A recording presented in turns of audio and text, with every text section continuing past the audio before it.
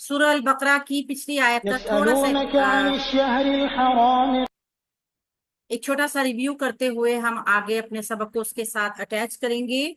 ہم نے پچھلی آیات میں پڑھا فَبَعَثَ اللَّهُ النَّبِيِّينَ مُبَشِّرِينَ وَمُنذِرِينَ، مطلب یہ کہ اللہ نے نبیوں کو مبشرین اور منذرین بنا کر بھیجا، اور ان میں بعض کے اوپر کتابیں بھی نازل فرمائیں جو کہ سراسر حق باتوں کے اوپر مشتمل تھیں، تاکہ اللہ تعالیٰ خود یا پھر اس کی مشتمل یہ کتاب یا وہ نبی جو مبعوث کیا گیا ہے جس پہ وہ کتاب نازل بھی کی گئی، ان باتوں کے متعلق جن میں لوگ اختلاف کیا کرتے تھے وہ ٹھیک ٹھیک فیصلہ کر دیں۔ کتابوں سے مراد یہاں پہ تورات اور انجیل تھی جو موسیٰ علیہ السلام اور حضرت عیسیٰ علیہ السلام کے اوپر نازل ہوئی تھی، اور اختلافات کے کچھ امور یہ ہو سکتے تھے کہ باہمی ضد اور حسد کی وجہ سے وہ ایک دوسرے کی تکفیر کیا کرتے تھے، کتاب میں تحریف اور تبدیل پر بھی اختلاف ہوا کرتا تھا، اور حضرت محمد صلی اللہ علیہ وآلہ وسلم کی نبوت کے متعلق تورات اور انجیل میں حوالہ جات جو صریحاً حضرت صلی اللہ علیہ وآلہ وسلم کی نبوت پر دلالت کرتے تھے ان پر بھی ان کا باہمی اختلاف تھا۔ تو یہاں پہ تورات میں امر بالمعروف اور نہیں عن المنکر والی آیات تھی، محمد صلی اللہ علیہ وسلم کی نبوت کی بشارت دینے والی اور آپ کے اوصاف کریمہ کی وضاحت کرنے والی آیات تھی۔ یہ پورا جملہ اس میں اختلاف کے معنوں پر ہے، مطلب یہ ہے کہ اللہ تعالیٰ نے ایمان لانے والوں کو حق میں جو بھی ان کا اختلاف تھا اپنے حکم سے راہ ہدایت دکھائی ہے۔ یعنی ایمان والے اگر حق بات میں آپس میں کوئی اختلاف کر لیتے ہیں تو چونکہ وہ بغین بینہم کے اوپر مبنی نہیں ہوتا، ان کا اختلاف صرف ان کا اختلاف جو ہوتا ہے وہ باہمی لاشعوری کی وجہ سے ہوتا ہے، ان کی نیتوں میں خلوص ہی ہوتا ہے، ایمان ہی ہوتا ہے، اس لیے اللہ تعالیٰ پھر کوئی نہ کوئی راستہ نکال کے ان کو ہدایت کا راستہ دکھاتے ہیں۔ آج کی آیات سورہ البقرہ کی آیت نمبر 214 اسی کے ساتھ نتھی ہے مضمون، تو اس لیے ہم نے تھوڑا سا پچھلا ریویو بھی کر لیا۔ اعوذ باللہ من الشیطان الرجیم، یا حسبتم گمان کر رکھا ہے تم نے، ان یہ کہ تدخلو تم داخل ہو جاؤ گے، الجنتا جنت میں، ولما حالانکہ ابھی نہیں، یاتکم آئے ہیں تم پر، مثل الذین مانند ان لوگوں کے جو خلو جو گزر چکے، من قبلکم تم سے پہلے، یا تم نے یہ گمان رکھا ہے کہ تم جنت میں داخل کر دیے جاؤ گے حالانکہ ابھی تک تم لوگوں پر ان لوگوں جیسے حالات نہیں آئے جو تم سے پہلے گزر چکے ہیں۔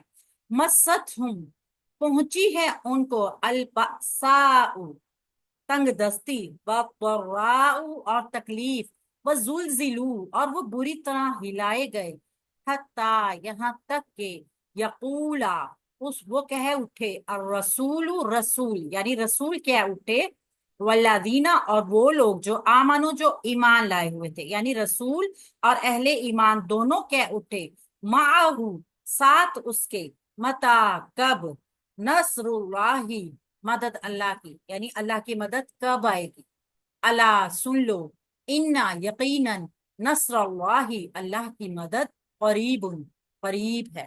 اب یہاں پہ اگر آیات کو دیکھا جائے تو بتایا گیا ہے کہ بے صبری میں پڑھنا نہیں ہے، اللہ تعالیٰ نے آپ لوگوں سے پہلے بھی جو اہل ایمان تھے ان کے اوپر بہت صعوبتیں کی، اور ان لوگوں کے مقابلے میں تو ابھی کوئی تکلیف اس طرح کی آپ نے نہیں دیکھی، لیکن اس کے باوجود بھی یہ لوگ اہل ایمان اور وہ رسول کیا اٹھے کہ کب آئے گی اللہ کی مدد، تو اللہ کی مدد قریب ہے۔ گرامر کے حساب سے دیکھتے ہیں، یہاں پہ کا مطلب یا لکھا ہوا ہے، لیکن یہاں پہ کو استفہامیہ بھی کہا گیا ہے، یہ دو میننگز میں آ رہا ہے، یا تو عطف آ رہا ہے یا استفہامیہ آ رہا ہے، چونکہ یہ دونوں ہی عامل نہیں ہیں، کوئی عمل نہیں کرتے، لہٰذا اس وجہ سے ان کا آپ دیکھ رہے ہیں کہ مفہوم دونوں لیا جا سکتا ہے، استفہامیہ کہہ دیجئے یا عطفی کہہ دیجئے۔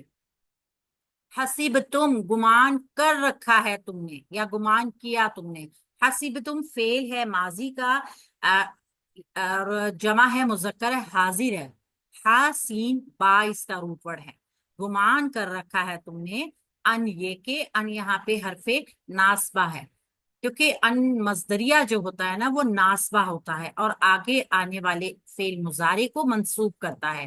اگر یہ ان ناسبہ ہے تو یہ مضارع منصوب ہوا.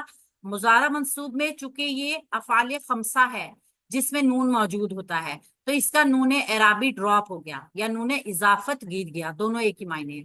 تدخلو نہ تھا یہ تو یہ تدخلو رہ گیا.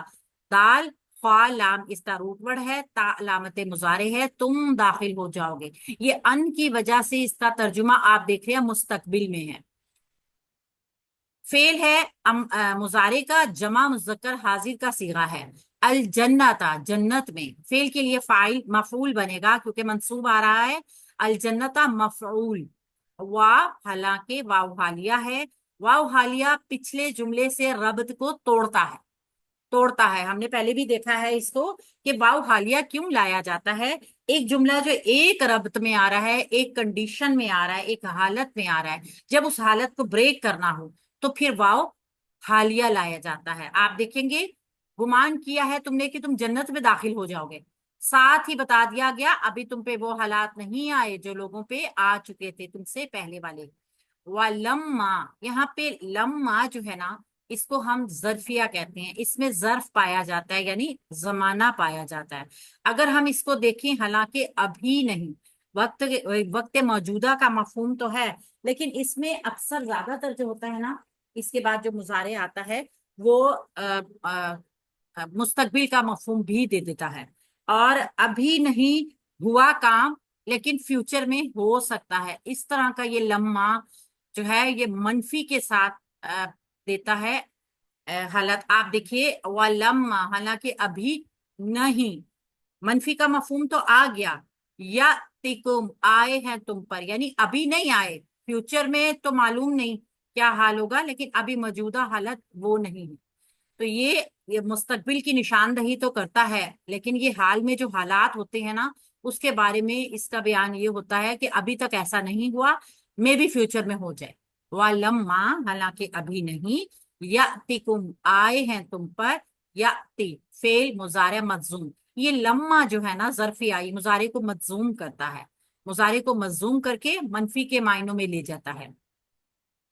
یأتیکم حمزہ تا یا روٹ ورڈ کے ساتھ فعل ہے مضارع کا، واحد مذکر غائب کا صیغہ ہے. کم کی ضمیر جو اس کے ساتھ جڑ کر آئی ہے مفعول کی ضمیر ہے. یہ تم کا ترجمہ جو ہے نا یہ کم کی ضمیر دے رہی ہے جو جمع مذکر حاضر کی ضمیر ہے. ابھی تک نہیں آئے ہیں تم پر. مثل الذین، مثل مثال، الذین ان لوگوں کی جو، یعنی ان لوگوں کی مثال کی طرح یا ان لوگوں کی مانند. یہ مثل ایک اسم ہے اور الذین بھی اسم ہے، دونوں اسم ہیں جس کی ہم دیکھتے ہیں ترکیب کہ یہ مرکب اضافی بنیں گے. میم سالام اس کا روٹ ورڈ ہے. اللہ دینا اسم موصول ہے جو کہ معرفہ بھی ہوتا ہے مبنی بھی ہوتا ہے اور یہاں پہ پتہ چل رہا ہے یعنون سے کہ یہ جمع بھی ہے. مثل الذین ان لوگوں کی طرح جو یا ان لوگوں کی مانند جو خلو جو گزر چکے ہیں. فعل ہے ماضی کا، جمع مذکر غائب کا صیغہ ہے، فالام واو اس کا روٹ ورڈ ہے. من قبلکم تم سے پہلے. قبلکم کو پہلے مرکب اضافی بناتے ہیں. قبلی ایک مضاف ہے، پہلے یعنی وقت بتایا جا رہا ہے جو کہ گزر چکا ہے، اور کم اس کے ساتھ ضمیر جڑ کر آئی ہے جو جمع مذکر حاضر کی ضمیر ہے. یہ مرکب اضافی من حرف جار کی وجہ سے مجرور ہو گیا. اب یہ پورا پیٹرن مرکب جاری کا بن چکا ہے. مست ہوں پہنچی ہے ان کو. مست پہلے ہم اتنا دیکھیں گے فعل ہے ماضی کا اور یہ واحد مونس غائب کا صیغہ ہے. واحد مونس غائب کا صیغہ ہے. یہ واحد مونس کا صیغہ کیوں لایا گیا؟ البأساء والضراء یہ دونوں اسم جو آگے آ رہے تھے نا یہ مونس تھے، اس وجہ سے فعل مونس لایا گیا. ہم اس کے ساتھ فعل کے ساتھ جب کوئی ضمیر جڑ کر آتی ہے تو وہ اس کا مفعول ہوتی ہے. ہم اس کا مفعول ہے. اور مست میم سین، سین مس کرنا کسی چیز کا، چھو جانا کسی چیز کا. اگر ہم دیکھیں مست کو تو میم سین اور سین روٹ ورڈ کے ساتھ ان کو انتہائی محتاجی پہنچی، یہ پورے اس کو یہاں سے یہاں تک کو دیکھیں نا، محتاجی اور تکلیف پہنچی. ویسے تو مس کرنا چھو جانا ہوتا ہے، یعنی لگ جانا ہوتا ہے، لیکن پہنچنا بھی روحانی طور پہ پہنچی، نظر تو نہیں آ رہی لیکن پہنچنے کا مطلب مس چھو جانا کسی چیز کا. البساء تنگ دستی، ال سے پتا چل رہا ہے اسم بھی ہے اور معرفہ بھی ہے، اور الف ممدودہ یہ جو موجود ہے یہ مونس کی نشانی ہے. با حمزہ سین اس کا روٹ ورڈ ہے، پہنچی، تنگ دستی، محتاجی. والضراء اور تکلیف، ضاد را را روٹ ورڈ کے ساتھ واو عاطفہ کے ذریعے ان دونوں کو جوڑ سکتے ہیں. اور یہ بھی الف سے، الف لام سے معرفہ اور الف ممدودہ سے مونس ہے. ضاد را را تکلیف، یعنی ان کو کوئی محتاجی، انتہائی محتاجی اور بیماری کی تکلیف بھی ہو سکتی ہے، ان پہ تنگی اور سختی واقعہ ہو گئی، وہ اس معنوں میں بھی آ سکتا ہے. تو دونوں قسم کی یہاں پہ بیان آ سکتے ہیں. تو پہنچی ان کو تنگ دستی اور تکلیف، وہ زلزلو اور وہ بری طرح ہلائے گئے، ہلا دیا گیا. زلزلے والی کیفیت ہوتی ہے نا، مطلب اپنی جگہ بے قرار ہو گئے، اپنی جگہ پہ قرار نہ رہا. زمین کے اوپر بھی جب زلزلے کی کیفیت پیدا ہوتی ہے تو زمین کا بھی قرار ختم ہو جاتا ہے، جو ایک اس کی جماؤ ہوتا ہے نا اس میں خلل پیدا ہو جاتا ہے. تو زلزلہ میں زا لام 4 حروف کے اوپر اس کا مادہ مشتمل ہے. کچھ حروف ایسے ہوتے ہیں جو تکرار کے ساتھ آتے ہیں، جس کا مقصد یہ ہوتا ہے کہ ان کی شدت کو، انٹینسٹی کو واضح کیا جائے کہ اس کی شدت کتنی زیادہ ہے. تو زلزلو 4 حروف کے ساتھ مادے کے ساتھ روٹ ورڈ آیا ہے، اور وہ بری طرح ہلائے گئے. فعل ہے ماضی کا، جمع مذکر غائب ہے، اور یہ مجہول فعل ہے.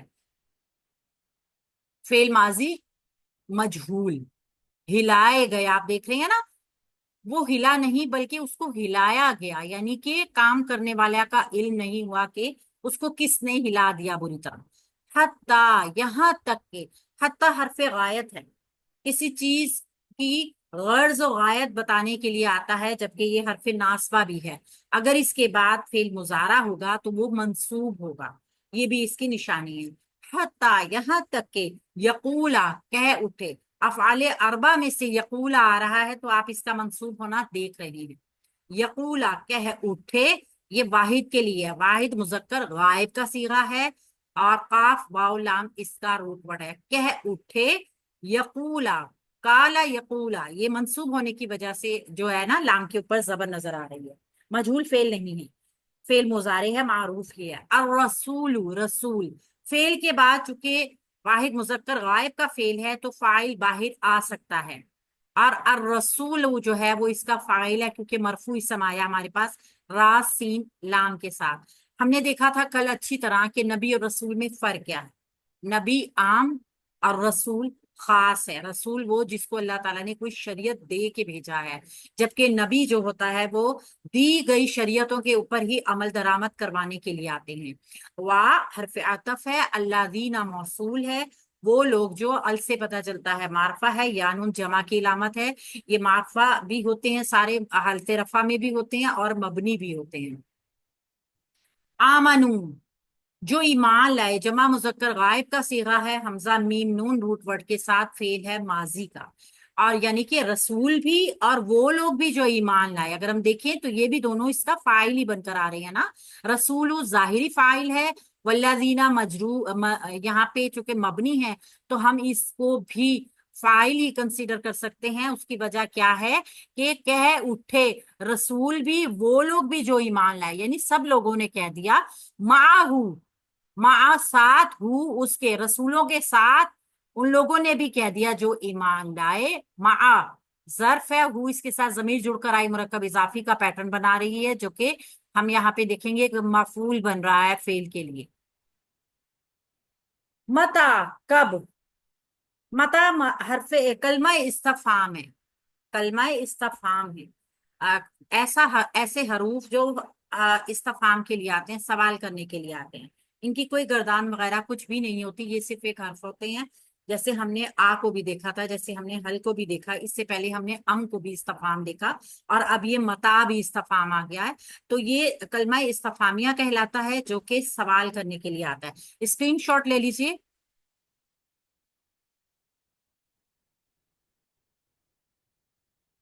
یہاں تک کہ رسول اور رسول کے ساتھی سب کہہ اٹھیں۔ وہ کیا کہہ رہے ہیں؟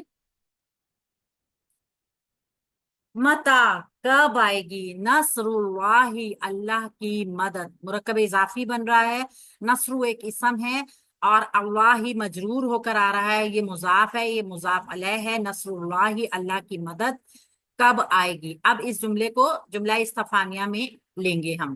اللہ سن لو، اللہ حرف تنبیہ ہے، جب کسی کو متنبع کیا جاتا ہے نا، کسی خاص قسم کی علامت کے آنے سے پہلے انتباہ کیا جاتا ہے کہ ہوشیار ہو جاؤ، سمجھ لو، خوب جان لو، تو اس کے لیے الا آتا ہے جو حرف تنبیہ ہے۔ اب یہ جو الا ہے نا، یہ عامل نہیں ہے، اس وجہ سے بس یہ حرف تنبیہ ہے، جہاں پر بھی یہ آئے گا اس کا معنی یہ ہوگا کہ آگے کسی چیز کی متنبع کیا جا رہا ہے، کسی چیز سے آگاہ کیا جا رہا ہے۔ انا یقیناً، بے شک، حرف تاکید بھی ہے، حرف نصب بھی ہے، مشبہ بالفعل کے بھی ہے، نصرہ مدد اللہ کی، اس کے بعد اسم آیا، منصوب آیا، نون صاد را روٹ ورڈ کے ساتھ، تو اسم انا ہو گیا۔ اللہ، یہ جو پورا مرکب اضافی اسم انا بنے گا، یہاں سے لے کے یہاں تک مرکب ہو گیا نا، مرکب اضافی۔ بے شک اللہ کی مدد قریب، قریب ہے، قاف الرا با روٹ ورڈ کے ساتھ یہ اس کا خبر بن گئی، خبرو انا بن گیا، یعنی کہ اسم انا خبرو انا مل کے جملہ فعلیہ کا پیٹرن بناتا ہے۔ ذہن میں رکھ لیجیے گا، اچھا ہوگا آگے ہمارے لیے جب ہم اس کو مزید دیکھیں گے۔ تو یہاں پہ اللہ رب العزت نے متنبہ بھی کیا، اور کیا کہا کہ کیا تم یہ خیال کرتے ہو کہ ایسے ہی جنت میں داخل کر دیے جاؤ گے، یعنی جنت جس کی نعمتیں نہ کبھی کسی کان نے سنی، نہ کبھی کسی آنکھ نے دیکھی، اس کا داخلہ اتنا آسان؟ یقینی طور پہ اس کے لیے بہت ساری ہمیں اعمال کرنے پڑیں گے۔ یہ باتیں پہلے بھی گزر چکی ہیں کہ اللہ تعالیٰ بار بار آپ کو آزمائیں گے۔ وَلَنَبْلُوَنَّكُمْ بِشَيْءٍ مِّنَ الْخَوْفِ وَالْجُوعِ وَنَقْصٍ مِّنَ الْأَمْوَالِ وَأَنفُسِ وَالثَّمَرَاتِ، سورہ البقرہ میں ہی گزر چکی ہے کہ آزمائے جاؤ گے، کبھی خوف سے، بھوک سے، مال سے، جان سے، اور ثمرات کے نقصان سے، یعنی نعمتوں کی کمی سے۔ تو یہ کوئی پھولوں کی سیج نہیں ہے، حق کا راستہ کانٹوں بھرا ہوتا ہے، اور اس کے لیے ذہنی طور پہ بھی، عملی طور پہ بھی، دونوں طریقے سے تیاری کرنی پڑتی ہے۔ بس شرط اول کیا ہوتی ہے کہ اللہ تعالیٰ کے اوپر ایمان، اس کے اوپر بھروسہ۔ لوگ آسان سمجھتے ہیں مسلمان ہونا بھی، کہ بس ان کو یہی ہوتا ہے کہ چونکہ ہم کلمہ پڑھ چکے ہیں، چونکہ ہم اسلام مذہب میں داخل ہیں، چونکہ ہم ایک مسلمان کے گھر میں پیدا ہوئے ہیں، ہمارے اوپر جنت واجب ہو چکی ہے۔ تو صرف اللہ پاک نے اتنا ہی نہیں بتایا، اللہ تعالیٰ نے عمل صالح کا کرنا بھی جنت کی بشارت دی ہے، اس سے بھی۔ آزمائشوں اور قربانیوں کے بعد ہی جنت کا راستہ یقینی ہے۔ اللہ کے نبی صلی اللہ علیہ وآلہ وسلم بھی اور ان کے ساتھیوں کو بھی یہاں پر بھی اور سورہ الصاف میں بھی فتح اور نصرت کی خوشخبریاں سنائی گئیں، جبکہ غزوہ احزاب واقعہ ہو چکا تھا، اور محمد صلی اللہ علیہ وسلم اور آپ صلی اللہ علیہ وسلم کے ساتھی جتنے بھی اہل ایمان تھے، وہ شدید ترین امتحانی آزمائشوں کے ساتھ گزارے جا چکے تھے۔ تب ان کو ان الفاظ کے ذریعے اللہ رب العزت نے خوشخبری سنائی۔ حوصلے ختم ہو گئے تھے، پست ہو چکے تھے، اور کفار کے ظلم و ستم سے وہ ایک کیا کہتے ہیں، بے امیدی، نا امیدی کی جو ہے وہ کنڈیشن میں آ چکے تھے۔ تو اللہ رب العزت نے پہلے تو حوصلہ دیا ان کو کہ آپ آزمائے جاؤ گے۔ آپ سے پہلے لوگوں کو بھی اسی طرح کی آزمائشیں آئیں۔ آپ نے دیکھا کہ اہل جو بنی اسرائیل تھے، ان کو کس کس طریقے سے آزمائشیں آئیں، ان کے حضرت موسیٰ علیہ السلام کی قوم کو، کہ ان کے بچوں کو قتل کر دیا جاتا تھا، ان کی بیٹیوں کو چھوڑ دیا جاتا تھا، ان کے بیٹوں کو قتل کر دیا جاتا تھا۔ تو اللہ تعالیٰ نے اس کو بلا جو کہا کہ یہ بہت بڑی آزمائش تھی ان کے لیے۔ پھر اس طریقے سے ان کے اوپر جو ظلم و ستم ہوا کرتے تھے، اور ان سے جانی مشقت بھی لی جاتی تھی، ان کو محکوم بنایا ہوا تھا۔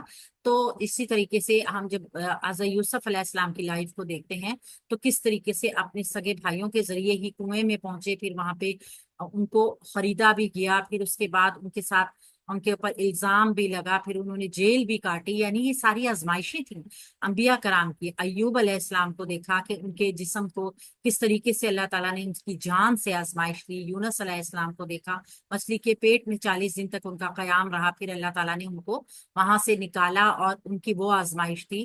حضرت یعقوب علیہ السلام کی دونوں آنکھوں سے نابینا ہو گئے، بیٹے کی جدائی میں رو رو کے اپنی بصارت کھو دی، یعنی کہ یہاں پہ اللہ تعالیٰ بتا رہے ہیں کہ ایسا نہیں ہے کہ اہل ایمان کو اس سے پہلے کبھی کوئی تکلیف نہیں پہنچی، آزمائشیں تو آئیں گی، آزمائش سے ہی تو پتا چلے گا کہ کھرا اور کھوٹا کون ہے، علیحدہ کیا جائے گا، دونوں کو پرکھا جائے گا، اور پھر جو ہے وہ ان لوگوں کو پھر نعمتیں دی جائیں گی، پھر ان لوگوں کو اہل جنت میں شمار کیا جائے گا۔